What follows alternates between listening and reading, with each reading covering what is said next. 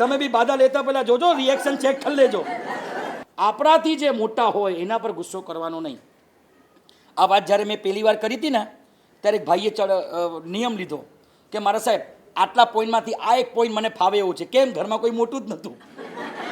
અને મારા સાહેબને શું લાગે ખબર છે કે સાહેબ તમારી વાત મેં માની અને બાધા લઈ ગયો કે આપણાથી મોટા ઉપર ગુસ્સો કરવો નહીં. હવે ઘરમાં બપોરે જમવા બેઠો ને થાળીમાં પીરસાઈને રોટલી બનતા વાર લાગી, લોલો ભડક્યો, એ જલ્દી રોટલી આપને, મને મોડું થાય છે, મારે પછી વેપારીને મળવા જવું છે. તમે આજે શેની બાધા લઈ આવ્યા?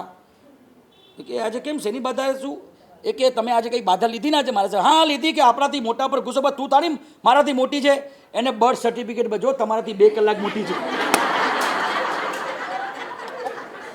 ઓલો બાપડો બીજા દિવસે મારી પાસે રડે, સાહેબ આ શું લેવાઈ ગયું? ભૂલથી લેવાઈ ગયું. હવે જિંદગી પર પત્ની પર ગુસ્સો નહીં થાય.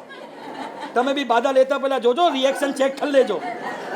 યાદ છે ને તમારી પત્ની મોટી ન હોય.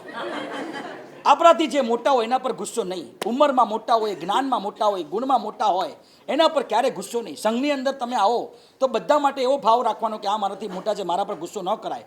ટીચર પર ગુસ્સો ન કરાય.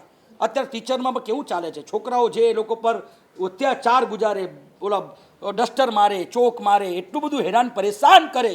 અમારા ત્યાં સ્કૂલની અંદર એક છોકરાએ તો ટીચરને એવું કર્યું હતું કે આવડી મોટી ખિલ્લી એના ઓલા ખુરશી પર લગાડી દીધી, એના પર ઓલું પાથરનું પાથરી દીધું. ઓલો બિચારો જેવો બેઠો સીધી અંદર 10 ઇંચની, ઓલો બિચારો 1 મહિના આવી ન શકતો. આટલું બધું આપણે અત્યારે બી ચાલે છે. ટીચરની સામે અગેન્સ્ટમાં આપણાથી મોટા છે, આપણા જ્ઞાની છે, આપણે જ્ઞાન આપે છે, આપણાથી મોટા પર ક્યારે ગુસ્સો નહીં. આ ખાસ જે નાના છોકરાઓ છે ને એને કહું છું, તમારાથી મોટા ખાલી મા બાપ નહીં, તમારો ભાઈ, તમારી બેન, તમારા ઘરના અંદર કોઈ પણ ઉંમરમાં મોટા, જ્ઞાનમાં મોટા, ગુણમાં મોટા, અનુભવમાં મોટા લાગે કે આ મારાથી આગળ છે, એના પર ગુસ્સો નહીં.